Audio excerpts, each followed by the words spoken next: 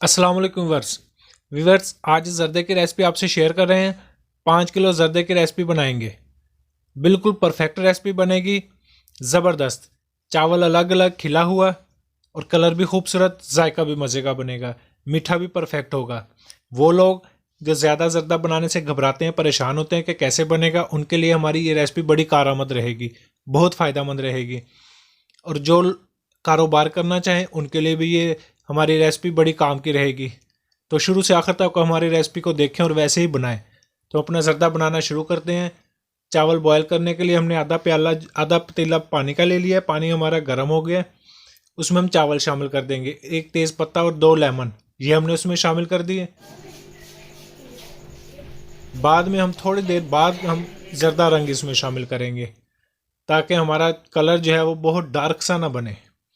चावल को हम फुल बॉयल कर लेंगे, उसमें आधी कनी 2 कनी ये बिल्कुल नहीं रखेंगे, पूरे बॉयल करके हम इनको स्टेन कर लेंगे। एक पतीले में हमने घी ले लिया, घी हमारा गर्म हो गया। अब 5 किलो चावल, 5 किलो उसमें चीनी और तकरीबन 1.25 किलो हम इसमें जो है घी का इस्तेमाल किया हमने। चीनी के साथ ही हमने आधा लीटर दूध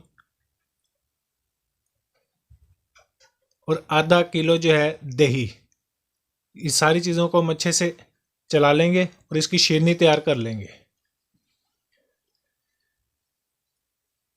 अब जैसे ये तैयार होगी तो हम इसमें चावल शामिल कर देंगे। चावल हमने पहले से स्टेन करके रख लिए थे।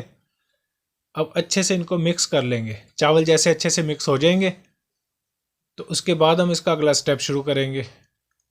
आंच को यहाँ पे हम रखेंगे तेज़। चावल मिक्स करके इनको 10 मिनट के लिए कवर कर देंगे।